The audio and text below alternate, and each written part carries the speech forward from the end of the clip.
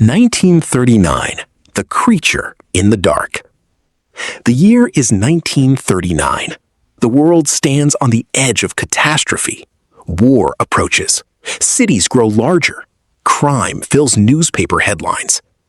People are learning a disturbing lesson.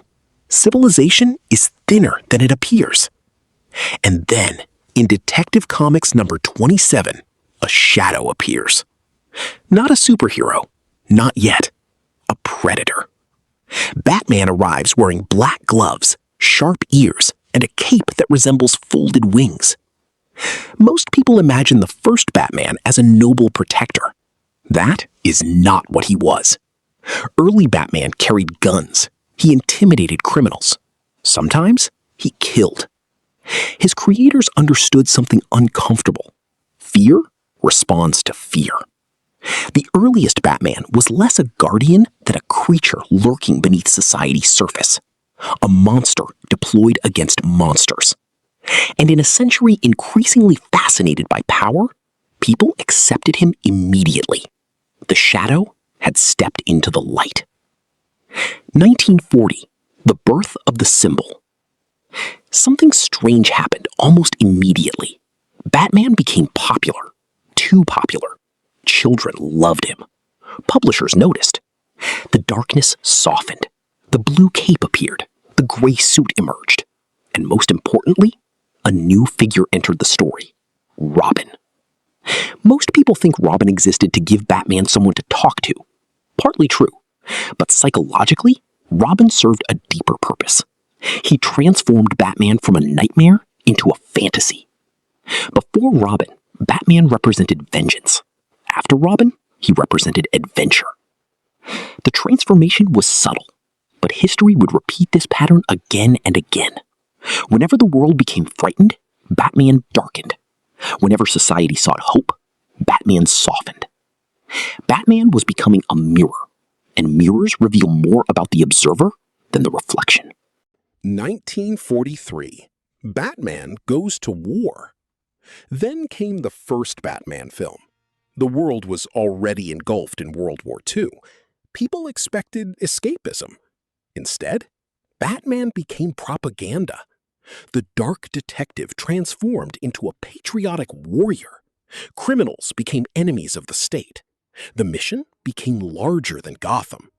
For the first time, Batman wasn't fighting individual evil. He was fighting ideological evil. A subtle but important shift, because Batman had begun evolving from a man into an idea. And ideas survive longer than people. 1958, the strangest Batman. Then something unexpected happened. Batman became colorful, very colorful. The late 1950s were obsessed with science fiction, space exploration, atomic optimism, technological wonder. Fear temporarily gave way to curiosity, and Batman followed.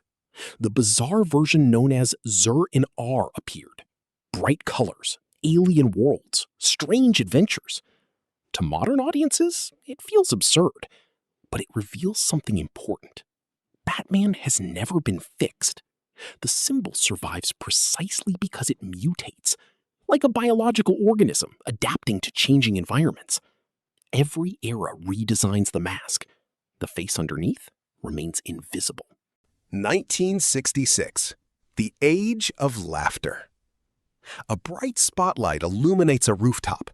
The camera tilts. Everything is colorful. Everything is ridiculous. The famous 1966 television Batman arrives. Adam West becomes Gotham's smiling guardian.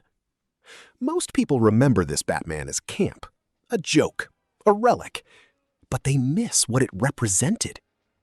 The 1960s were turbulent. Cold War anxiety, social upheaval, political assassinations.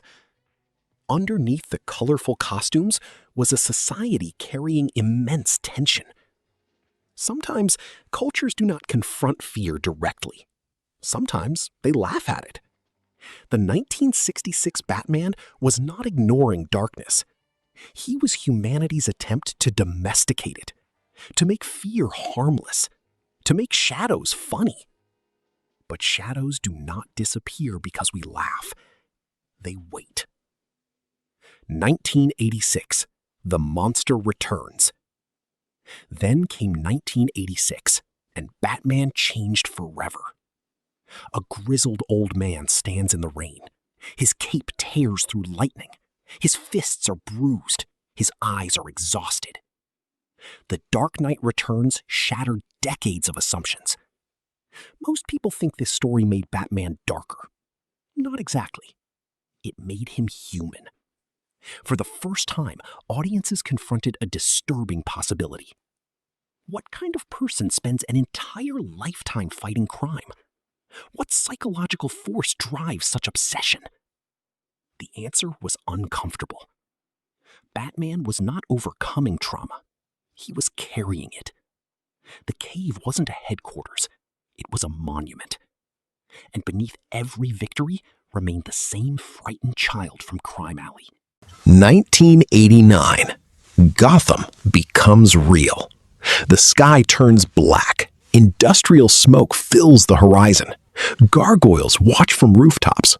Then, director Tim Burton reimagines Gotham. Batman finally feels cinematic, dangerous, mythological. For decades, audiences viewed Batman as entertainment. Now, he felt like urban folklore, a modern ghost story, a creature that criminals whisper about but rarely understand. Something had shifted. Batman was no longer a superhero. He was becoming a legend. And legends obey different rules than reality. 1992, the perfect balance. Many believe the definitive Batman arrived in theaters. Others disagree, because in 1992, something extraordinary emerged. Batman, the animated series. It balanced darkness and compassion, fear and humanity, mystery and tragedy. This version understood a crucial truth. Batman is not defined by punching criminals. He is defined by restraint. Every night he approaches the edge. Every night he refuses to cross it. That internal battle became more compelling than any external villain. The greatest fight was never in Gotham. It was inside Bruce Wayne. 1995 to 1997, when the symbol breaks. Then came excess. Bright neon lights, rubber suits, spectacle, commercialization. Batman became larger, louder, flashier. Most fans remember these years as failure. Yet failures reveal things success cannot. These films exposed a hidden weakness. Remove the psychology, remove the trauma, remove the mystery, and Batman becomes surprisingly fragile. The costume survives. The character does not. Because Batman is not built from gadgets. He is built from meaning. 1999. The future of fear.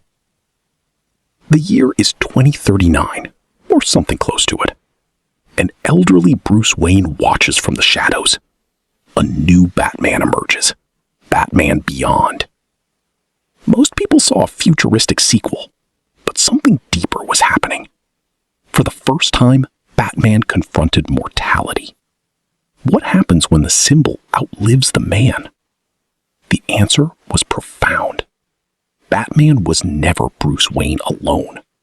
Batman had become an inheritance, a psychological role, an archetype. And archetypes do not age. 2004 and 2008, the many faces of the night. One Batman became stylized and elegant. Another became bold and adventurous. Different audiences, different generations, different fears. Yet the core remained. A man entering darkness voluntarily. Most heroes move toward glory. Batman moves toward nightmares. And that distinction changes everything. 2008, The Dark Knight. Then came perhaps the most influential Batman of modern history. A city watches itself unravel, not because of crime, because of chaos. The Dark Knight asked a question far more unsettling than, Can Batman stop the villain? The question was, what happens when society loses faith in itself? The Joker was not trying to destroy Gotham. He was trying to reveal it. And Batman became something unexpected, a moral firewall, the final barrier preventing civilization from collapsing into its own impulses. For many viewers, this no longer felt like a comic book story. It felt like a study of human nature. And human nature is rarely comforting. 2009, the Batman you become. Then came the video games, especially Batman Arkham Asylum. Something unprecedented happened. Audiences no longer watched Batman, they became Batman. The Predator's perspective replaced the victims. The detective's mind replaced the observers. People discovered something strange. Batman is not powerful because he has gadgets. He is powerful because he transforms fear into strategy. And suddenly, the fantasy felt personal. 2016, the God Killer. A towering armored figure emerges from darkness. Older, angrier, more cynical. The world has changed. Superheroes now resemble gods. So, Batman adapts again. In Batman vs. Superman, Dawn of Justice, he becomes humanity's answer to superhuman power. A mortal challenging the impossible. For centuries, myths asked how humans become gods. Batman asks the opposite. How does a human confront one? The question remains unresolved, and perhaps that is why it remains fascinating. 2017, The Mask smiles. Then something unusual happened. Batman laughed. Again. The Lego Batman movie stripped away the armor and examined loneliness itself. Beneath the jokes sat an uncomfortable observation. Every version of Batman is fundamentally isolated. The mansion, the cave, the rooftops, the silence. The character survives because audiences recognize something familiar there. Not heroism. Solitude. 2018, The Samurai Shadow. Then Batman traveled across cultures. In Batman Ninja, Gotham disappeared. Feudal Japan emerged. Samurai armor replaced modern technology. And yet Batman remained recognizable. That should not be possible. But it is, because Batman transcended setting long ago. He had become an archetype, a universal story. Humanity confronting darkness with nothing except determination. 2021, the Batman of our time. A young man walks through a crime scene. He barely speaks. His eyes appear permanently exhausted. The city is drowning, not in crime, in meaninglessness. The Batman presented perhaps the most psychologically vulnerable Batman ever shown. Most people expected vengeance. Instead, they witnessed self-discovery. The investigation was never really about the killer. It was about Bruce Wayne. For the first time, Batman realized fear alone cannot save a city. Fear controls behavior. Hope changes direction. And that realization may be the most important evolution in Batman's history. Look closely at every version of Batman. The colors change. The armor changes, the voice changes, the city changes, even the face changes. But one thing never does. A child standing in darkness, trying to impose order on a universe that offers none. Perhaps that is why Batman endures. Not because he is stronger than everyone else, not because he is smarter, not because he wins, but because he represents a question that humanity has never fully answered. What do you do after the worst thing that can happen happens? For more than 80 years, Batman has offered the same response. Walk into the darkness. Not because you are unafraid, because you are. And somewhere above Gotham's rooftops, across every timeline, every film, every comic, every generation, the shadow keeps moving. Not chasing criminals, chasing an impossible idea that pain can become purpose, and that perhaps in a universe that never promised justice, a single human being can still choose to stand against the night.